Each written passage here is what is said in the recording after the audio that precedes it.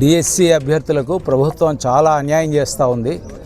ఎందుకంటే నోటిఫికేషన్ ఇచ్చిన 45 రోజుల్లోనే పరీక్ష రాయమని చెప్పి ఒక తేదీలు ప్రకటించడం వల్ల ఈరోజు డిఎస్సి అభ్యర్థులు చాలా ఇబ్బందులు పడుతున్నారు. మొదటి 10 రోజులు అప్లికేషన్స్ వేసుకోవడానికే సరిపోయింది. వెంటనే ఈ గడువును కనీసం ఇంకో 3 నెలలు పొడిగించాలి అని చెప్పి నేను డిమాండ్ చేస్తున్నాను. ఎందుకంటే పెద్ద సబ్జెక్టులు చాలా చదవాల్సినవి ఉన్నాయి. ఏళ్ల తరబడి దీన్ని నాంచడం వల్ల ప్రభుత్వం సీరియస్గా ప్రిపేర్ అయ్యే సమయం ఇప్పుడైనా ప్రభుత్వం ఇవ్వాల్సిన అవసరం ఉంది. కాబట్టి ఇంకో 3 నెలలు ఈ డిఎస్సి పరీక్షల సమయాన్ని పెంచాలి అని చెప్పి నేను డిమాండ్ చేస్తున్నాను. అదేవిధంగా ఈరోజు వేల మంది అనంతపురం జిల్లాలోనే 30,000 మందికి పైగా ఈరోజు అప్లై చేశారు డిఎస్సికి. ఉన్న పోస్టులు 800 కూడా సరిగా లేవు. అంటే ఆ 800 పోగా మిగిలిన వాళ్ళందరూ మిగిలిన వేలాది మంది ఏమయ్యేట్టు, వాళ్ళు ఏం కావాలి, వాళ్ళు చదివిన చదువులు ఏం కావాలి. కాబట్టి తక్షణం కనీసం ఒక శాస్త్రీయమైన పద్ధతిలో ప్రభుత్వ స్కూళ్లను పెంపుదల చేయడానికి ప్రభుత్వ స్కూల్ భవిష్యత్తులో ఎంత అవసరం అని ప్రభుత్వం నిర్ణయానికి వచ్చి కనీసం 2,000 పోస్టులను అనంతపురం జిల్లాలో ప్రకటించాలి అని చెప్పి నేను డిమాండ్ చేస్తున్నాను. ఎందుకంటే ఇది అవసరం కూడా. పేదవాళ్లకు మంచి ప్రభుత్వ స్కూల్ ఉంటే వాళ్ళేం ప్రైవేట్ స్కూళ్ళకు పోరు. మంచి ప్రభుత్వ స్కూల్ని పెట్టాల్సిన బాధ్యత ప్రభుత్వాందే. కాబట్టి తక్షణం ఈ సంఖ్యను కూడా పెంచాలి అని నేను డిమాండ్ చేస్తున్నాను. అదేవిధంగా పరీక్ష పత్రం కూడా, ఆ క్వశ్చన్ పేపర్ కూడా చాలా డిఫరెంట్గా రకరకాలుగా ఒక్కొక్కరికి రకంగా వచ్చే పద్ధతిలో ఉంది. కొంతమందికి కష్టంగా రావచ్చు, కొంతమందికి సులభంగా రావచ్చు. కాబట్టి ఇది అభ్యర్థుల్లో ఒక ఆందోళన కలిగించేట్టుగా ఉంది.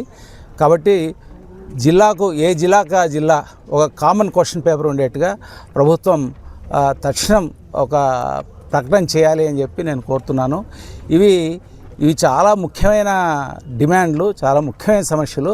ఈరోజు డిఎస్సి రాస్తున్న వేలాది మంది అభ్యర్థులు ఎంతో ఆశగా దీనికోసం ఎదురు చూశారు.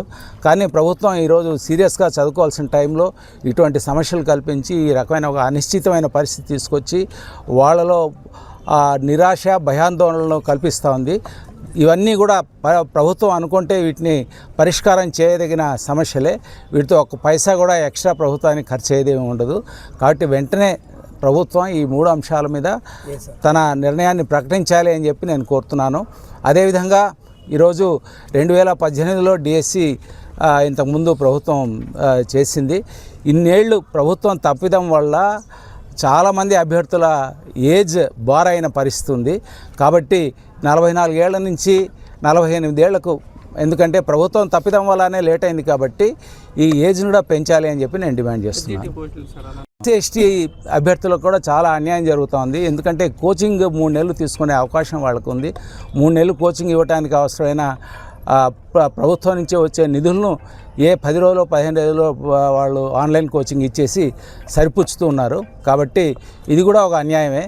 ఈ 3 నెలలు గడువును పొడిగించడం ద్వారా వాళ్ళకు సరైన శిక్షణ ఇచ్చేట్టుగా ప్రభుత్వం తగిన చర్యలు తీసుకోవాలి అని చెప్పి నేను కోరుతున్నాను. అట్లాగే ఎస్సీటీలకు కూడా ఈరోజు అవి పెంచాల్సిన ఆ సంఖ్యను పెంచాల్సిన అవసరం ఉంది. అనంతపురం జిల్లాలో కానీ, రాష్ట్రంలో కానీ, లేకుంటే ఏ జిల్లాలోనైనా శాస్త్రీయంగా ఎన్ని ప్రభుత్వ బడులు అవసరం ఉంది అని, అంటే ఎట్లా తగ్గించాలి అనేది కాకుండా ఎట్లా ప్రభుత్వ బడులను పెంచాలి అనేది ఒక శాస్త్రీయమైన ఒక లెక్క వేసి చాలా ఎక్కువ, ఇప్పుడు ప్రకటించిన దానికి అనేక రెట్లు ఎక్కువ ఈరోజు ఎస్సీటీ పోస్టులను ప్రకటించే అవకాశం ఉంది. కాబట్టి దాని మీద కూడా ప్రభుత్వం చర్య తీసుకోవాలని నేను కోరుతున్నాను. School assistant mathematics executive prepare అవుతుంది.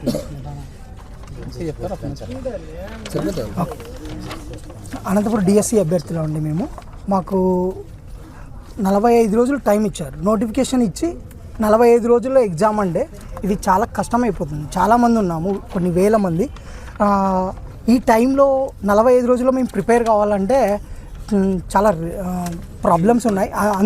దానిలో కూడా మీరు అప్లికేషన్ ప్రాసెస్లోనే మాకు 10 రోజులు కట్ అయిపోయినాయి. మేము మిగిలిన 20 రోజుల్లో ప్రిపేర్ అవ్వాలంటే చాలా కష్టమవుతుంది. ఇది ఎట్లా అంటే గవర్నమెంట్ ఏమంటుంది, మేము 6 నెలలు టైం ఇచ్చినాం. 6 నెలలు కాదండి, మాకు లాస్ట్ 7 years నుంచి మీరు నోటిఫికేషన్ లేదు. మీరు మాకు 7 years టైం ఇచ్చినట్టు ఆ లెక్కన. అది మీరు గమనించి మీరు కనీసం అంటే ఈ టైంని 3 నెలలు పెంచితే ఇంకో 3 నెలలు ఇస్తే అందరికీ న్యాయం చేసిన వారు అవుతారు. లేకపోతే ఇది డిఎస్సి అభ్యర్థులకి మీరు ఇచ్చింది వరం కాదండి, శాపం అవుతుంది. డిఎస్సికి ప్రిపేర్ అవుతున్నాను. ఇప్పుడు ఇచ్చిన ఈ ప్రభుత్వము ఈ పోస్టులని ఇచ్చి 45 రోజుల్లో కంప్లీట్ చేయడం అనేది ఏ విధంగా సాధ్యమని నేను అడుగుతా ఉన్నా. మీకు మాత్రము 45 రోజులు కాదు, 4 నెలల ముందుగానే ఒక ప్రణాళిక ప్రకారం ఎలక్షన్లకు వెళ్తారు. కనీసం మా భవిష్యత్తు కోసం, మా ప్రణాళిక కోసం 45 రోజుల్లో 4 సబ్జెక్టులన్నా కంప్లీట్ అవుతాయా? స్కూల్లో మీరు తీసుకొచ్చిన విధానము సెమిస్టర్ విధానము. ప్రతి క్లాస్కి కూడా ఒక సబ్జెక్టు 2 సెమిస్టర్లు 2 బుక్కులు అవుతాయి. అలాంటి బుక్కులు ఒక క్లాస్కే 10 బుక్కులు అవుతాయి. 10 బుక్కులు అంటే 10th క్లాస్ ఇంటర్మీడియట్ వరకు కూడా స్కూల్ అసిస్టెంట్కి చదవాలి. ఇలాంటి విషయంలో ఈ సబ్జెక్టు మాత్రం చాలా ఎక్కువగా ఉంది. కానీ సమయం మాత్రం 45 రోజులు. 45 రోజులకి కనీసం మీరు నారాయణ విద్యా సంస్థలు, చైతన్య సంస్థల్లో చదివే విద్యార్థులు కూడా ఒక్కసారైనా కూడా చదివితే వాళ్ళ కాళ్ళ కింద దూరుతాం. మీరు ఇచ్చిన సమయము జూన్కంతా ఫిలప్ చేస్తామంటున్నారు. జూన్కంతా ఫిలప్ చేస్తే ఎవరు బాగుపడతారో తెలుసా? నారాయణ స్కూల్లో పనిచేసే వాళ్ళు, చైతన్య స్కూల్లో వాళ్ళు పనిచేసే వాళ్ళకి మాత్రం లబ్ధి పొందడానికి ఈ నోటిఫికేషన్ ఇచ్చినట్టు ఉంది. ఎందుకంటే కాలేజీలు స్టార్ట్ అయిపోతే మరి నిరుద్యోగులు వాళ్ళకి దొరకరు కాబట్టి టీచర్స్ వాళ్ళ కోసం మీరు నోటిఫికేషన్ అనేది ప్రకటించినట్టుగా ఈ విధంగా తెలుస్తుంది. ఎందుకంటే ఒక టెట్ కోసం మీరు 3 నెలల సమయం ఇచ్చారు. అలాంటిది డిఎస్సి కోసం కనీసం 4 నెలలన్నా సమయం ఇవ్వకపోతే ఎవరన్నా కానీ అందరూ దాని మీద టెట్ అయిపోయిన తర్వాత ఎస్సీ వర్గీకరణ చెప్పేసి ఈరోజు ఇస్తామన్న నోటిఫికేషన్ని దాదాపు 4 నెలల కాలయాపన చేశారు మీరు. అలాంటిది ఈరోజు మీ అవసరం కోసం, మీ నారాయణ సంస్థల కోసం మీరు 45 రోజుల్లో కంప్లీట్ చేస్తాం, జూన్కంతా టీచర్ని ఫిలప్ చేస్తామని చెప్తున్నారు. ఏ విధంగా మేము సబ్జెక్ట్ని క్లియర్ చేయాలి? కాబట్టి అదేవిధంగా ఎస్సీను, ఎస్టీకి, బీసీకి కోచింగ్ సెంటర్లని మీరు ఇచ్చారు.